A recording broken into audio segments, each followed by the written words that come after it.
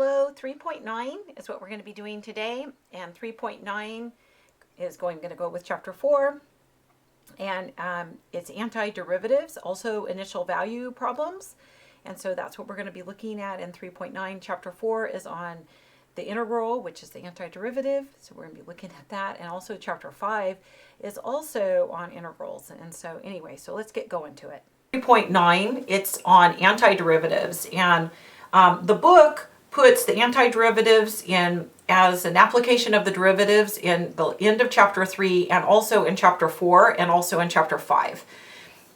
So I kind of like them all to be together, and so that's the reason that we're doing 3.9 with chapter 4. And so anyway, so that's today's thing. And so they tell you that that capital F is the antiderivative of f on an interval I, provided that f prime equals f for all x in that interval. And so they're asking us to find the most general antiderivative of the function and check your answer by finding the derivative. And they're going to call the antiderivative the capital of that variable. So they're going to call the antiderivative capital F. And what we're trying to think of is something that when we take the derivative of it, I couldn't say that hardly, we get x to the second.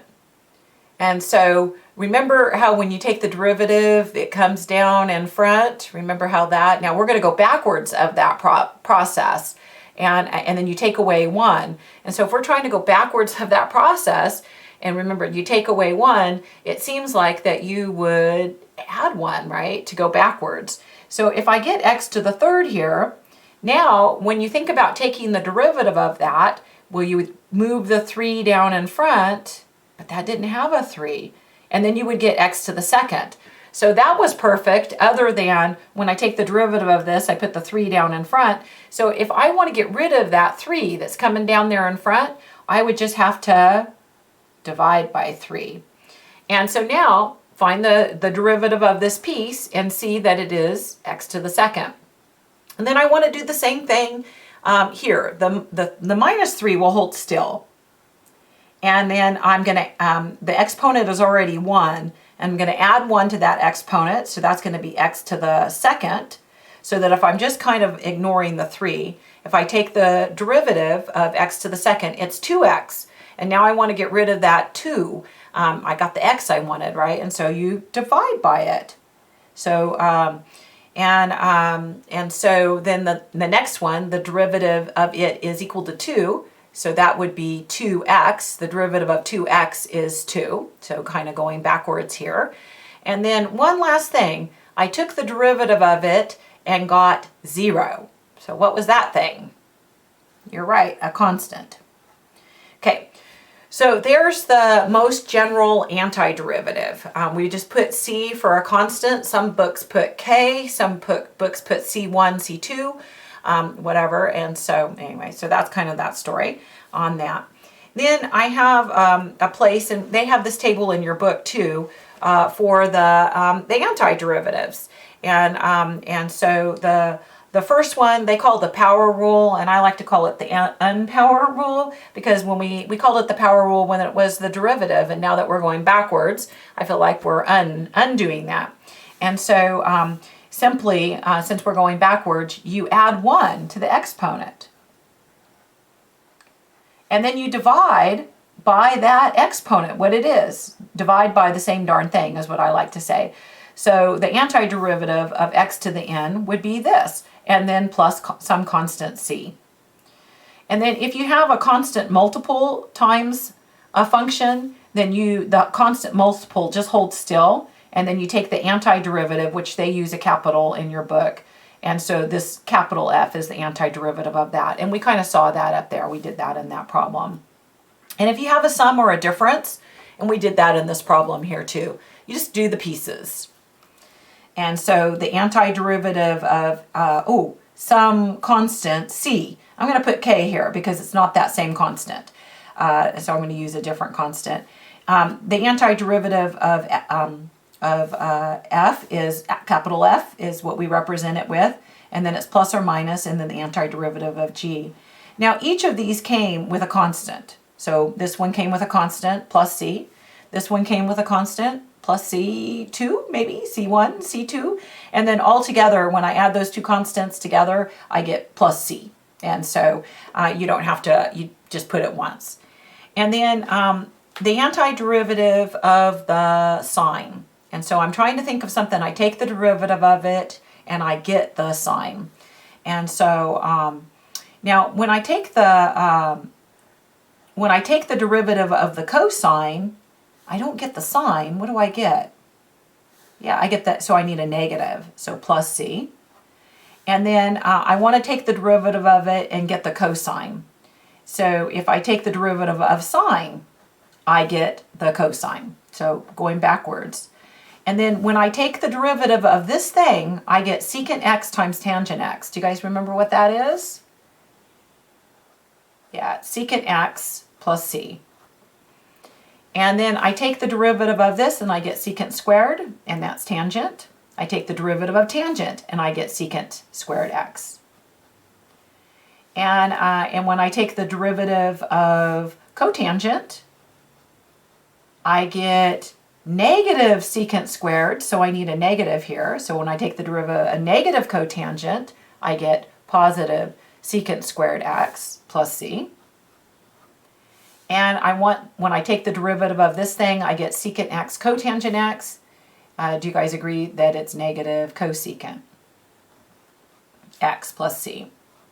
These pretty much have to be memorized in order to be able to use them. I don't see how you could reason them out as you went. I understand that if we knew the derivative of these two, that we could find the derivative of those two, we could find the derivative of the rest of them by reasoning it out. But I'm not sure how you would go backwards reasoning it out.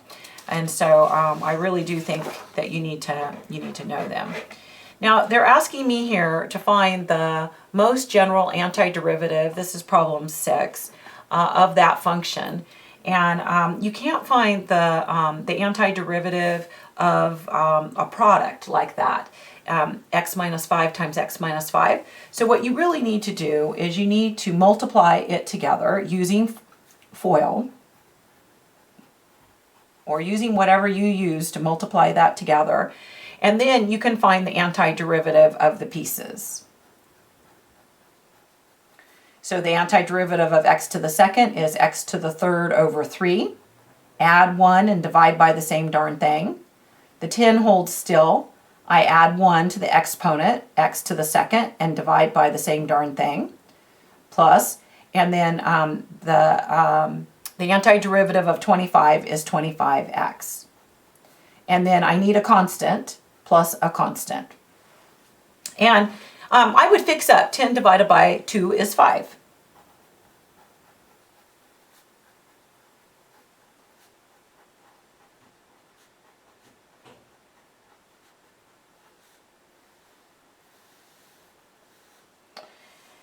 And the same thing here, you can't find the antiderivative of a division like that. So what we have to do is divide the pieces. And this one has domain issues, and I want to show you something that your book does, and he doesn't do it on all of them. And so, but you'll see it in the back of the book and you'll be like, why did he do that? And so this one, x should not be equal to 0. So then after mentioning that, because in the denominator, we're going to divide this out here. So this is going to be 5 divided by x to the 6, so that's 5x to the negative 6, right? And then when I divide this, that's going to be minus 4x to the negative 3, do you guys agree? Dividing the pieces, and then plus 2. So that the antiderivative here, add 1 to the exponent.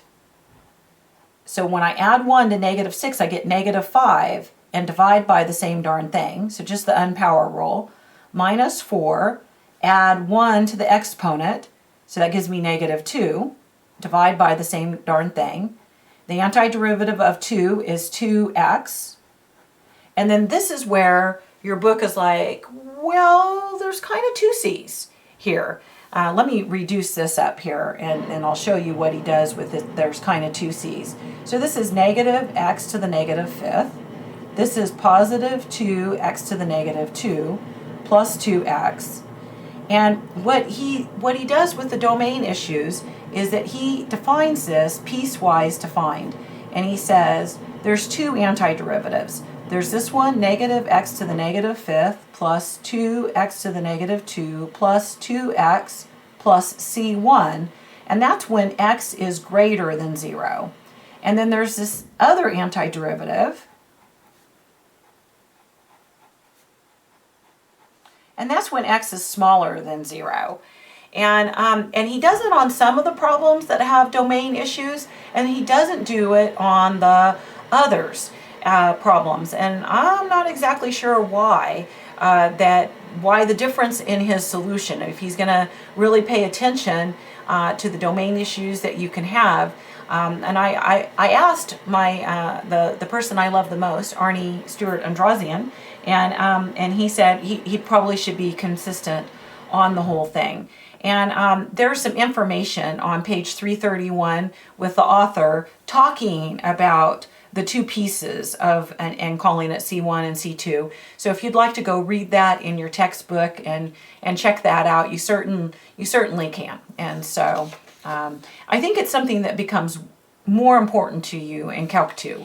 And so they have a few of them in this section, and then we don't see it again. So it's not a big deal for our class. But I did want to mention that just in case you were doing homework problems and you weren't sure. Okay, so this one here is asking us to find the most general antiderivative. So they called that G and at B. And the antiderivative of 5 is 5v, because the variable they're using is v. And the 3 holds still. And I'm trying to think of something that when I take the antiderivative of it, when I take the derivative of it, I get secant squared. And so, or the antiderivative of secant squared v. And you guys got it. It's tangent v. You're like, I didn't say anything. And then plus c. And so there we have that one. Pretend like you did say something, and you'll feel better, I think, about it. Okay, initial value problems are the other things that they have there in 3.9 for us to solve. And so these equations here that they're having us solve are differential equations, and this is our first time seeing them here in Calculus 1. And you'll see them again in Calculus 2 and Calculus 3, and also in differential equations. And so they pretty much in our class they call them initial value problems. They also call them differential equations. All the kind of the same story. So how you solve those is that I have to find the antiderivative. So they're telling me f prime equals this. So I'm going to find the antiderivative of this, and I'm going to find the antiderivative of that. Now, finding the antiderivative of that means you have to break it apart and not have it as a division. So you have to think of this as x over x to the square root of x plus 1 over the square root of x, right? And so when that's what that derivative equals, and then this is x to the 1. And take away half, right? So this is x to the 1/2 plus, and then this is going to be x to the negative 1/2. So I haven't found the antiderivative yet, but now I'm going to. Antiderivative. Do it. So the antiderivative of this is f at x. And the antiderivative of this, I'm going to use my unpower rule, or my power rule. You add 1, you get 3/2, x to the 3/2, and you divide by the same darn thing. And you know, when you divide by 3/2, that's the same as multiplying by 2/3, right? The reciprocal. So I usually am too lazy to write it like that, and I normally just write it as a multiply by the 2/3. I go right for it.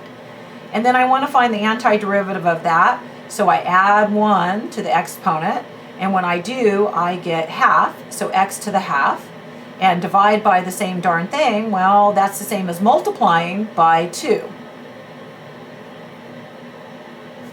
And then I'm going to add a constant. And someone just texted me, and oh, I'm off my page, darn it. And someone texted me with my comment to them that I thought that we might be back in school soon, and they said, ha. And so I'm not all done yet, but I'm just kind of making more room for my work. Now I need to find C. That's what the initial value problem is about. And they gave me a way of finding C. They said when x is 1, the output is 5. And we can use that to find C. Now x is not always 1. Y is not always 5.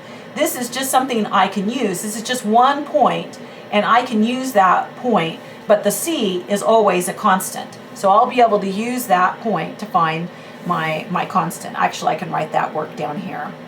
So f at 1 equals 2/3 times 1 to the 3/2 plus 2, 1 to the half, plus C. And we know that f at 1, I wrote that and then didn't know why I wrote it, is 5, right? So I'm going to put the 5 in there. So when I do this work right here, 2/3 times 1 to the 3/2 is 2/3, and then that's just 2. So this is 5 equals 2/3 plus 2 plus C.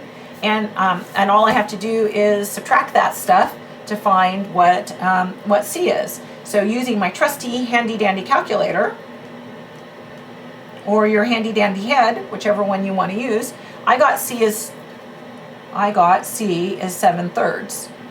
And so now I want to tell everybody my answer. So here's where I'm going to have my answer. My answer is right here, except for I know what C is. C is 7/3.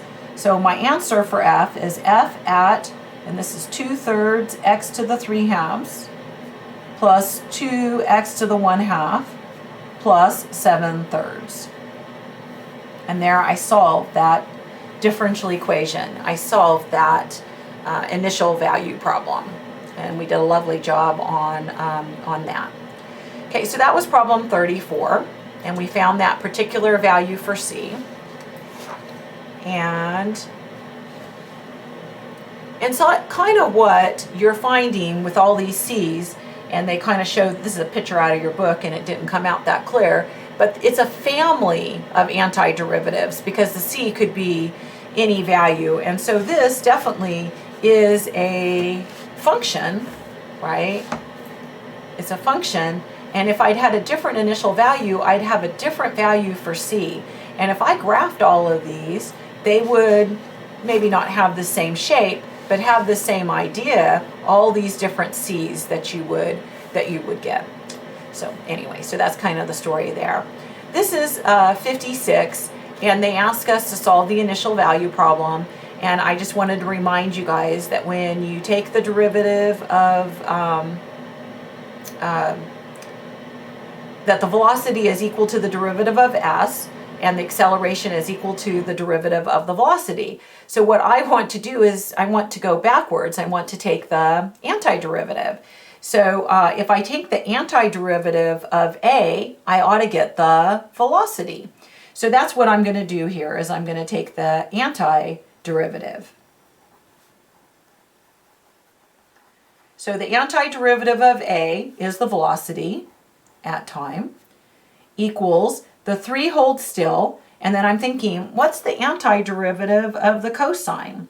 So I'm thinking, what would it be? And it's the sine of t. And I always like to make sure that, because I'm better at finding the derivative than the antiderivative, so I like to make sure that when I take the derivative of this, that I get that.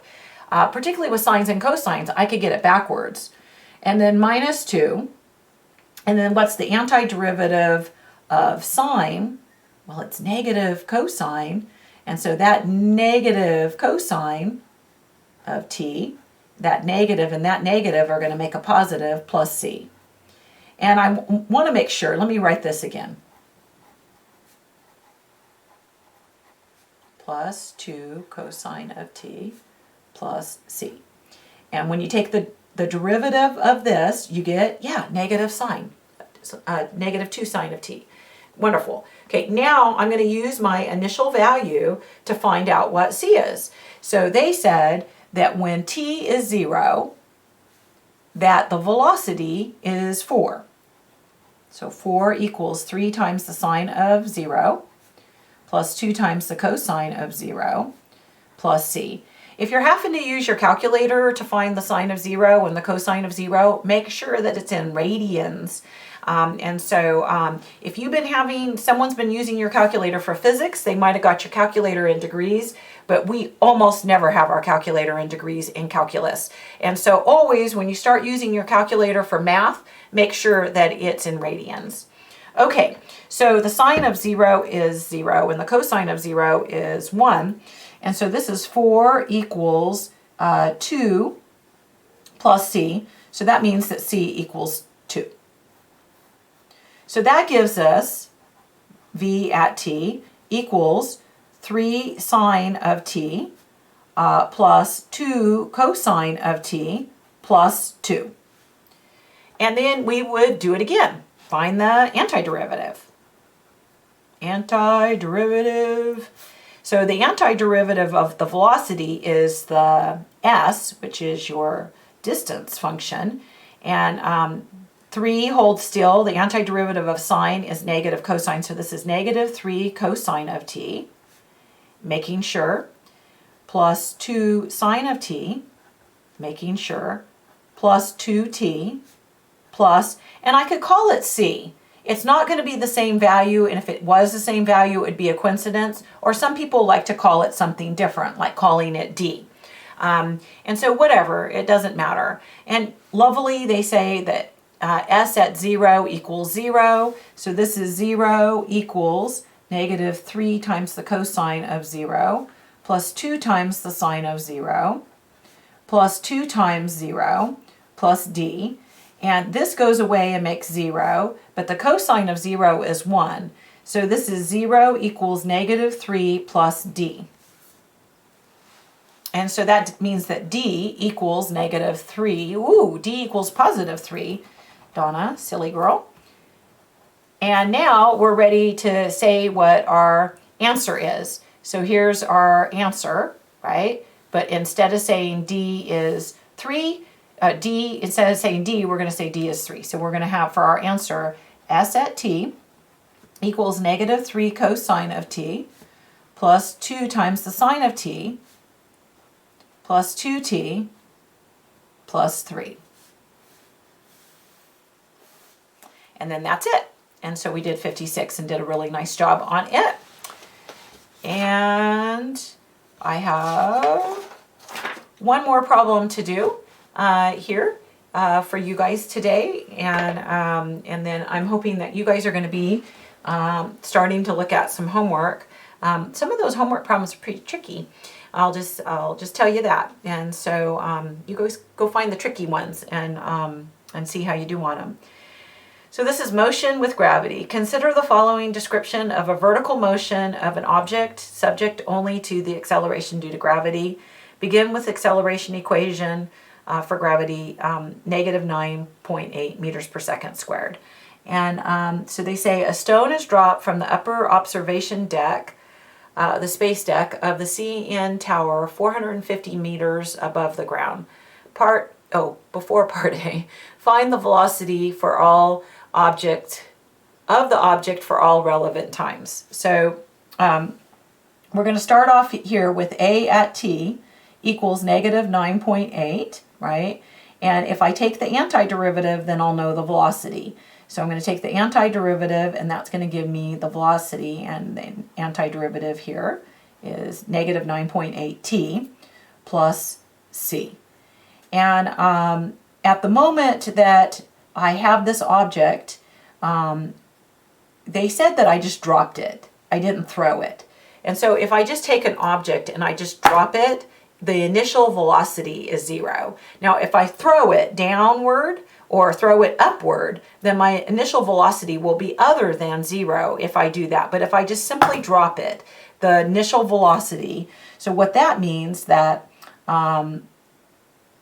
when time is equal to 0, that's my initial time, my velocity is equal to 0. And so I can plug those in to find c. And so if I do plug those in, do you guys agree c is going to be 0? Because I'm going to have 0 here equals 0 plus c. So c is 0. So my equation is this. If I want to put the units on my equation, the gravity was in meters per second squared. And do you guys remember that the velocity then would be in meters per second? Okay, now it asked me to find in part A the distance of the stone above the ground at time t.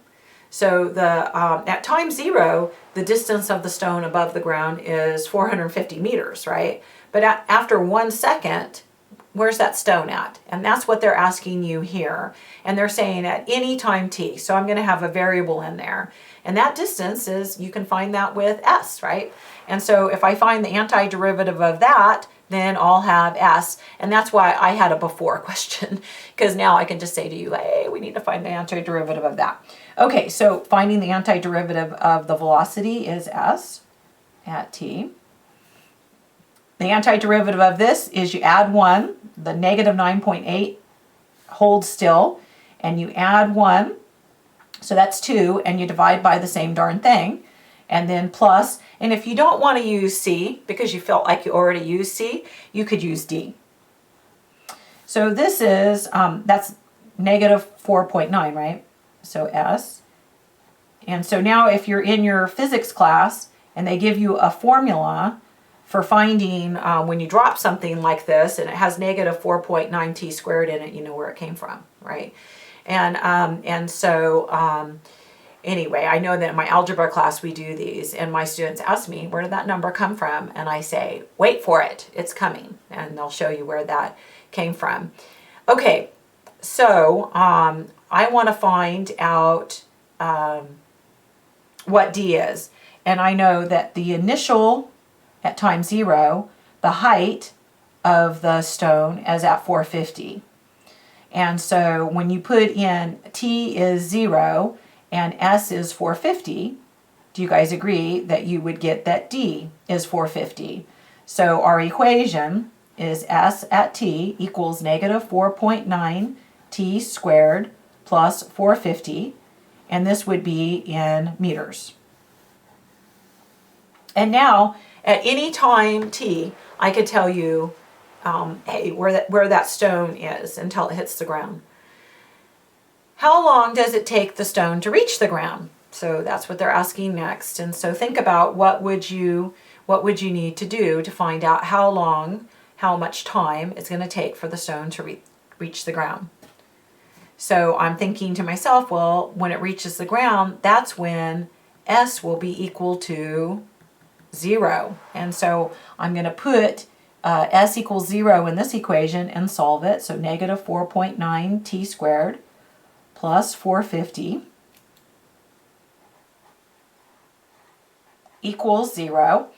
And so I'm going to solve that by subtracting 450 and divided by 4.9. Oh, if they'd had 490 instead, it would have come out a nice number. So I subtract that over to the other side, and I divide by negative 4.9. So I get t squared equals whatever that is. That lovely number. And then I want to take the square root of that. And I don't really have to pay attention to the plus or minus, right, when I take the square root of that, because it's time, and time should be positive here. So I'm going to take the square root of that, and I get, so 30, the square root of 5 over 7, right, seconds. And that's around, I'm going to push S to D here and see what that's around. That's around 9.6 seconds. You know how math people are. We love the exact. We love the exact even if you can't measure the exact while you're out there. That's just how we are. And then what is the velocity does it strike the ground? And so when it hits the ground, how fast is it going? And so this equation tells us all about the velocity. And if you know how long the stone has been since it was dropped, then you'll know how fast it's going at that instant. And there it is right there, right? And so I'm going to put that value in here. So I'm going to find the velocity at that horrible value, 30 square root of 5 over 7, because you know how I am. I'm like miss exact. I'm just going to put that in because I have that already on my screen. Right, there it is. So I'm just going to multiply it by 9.8. And I should have had a negative in there, and so I'll put the negative in here of the answer. So there it is, the exact negative 42 square roots of 5. That's the velocity meters per second.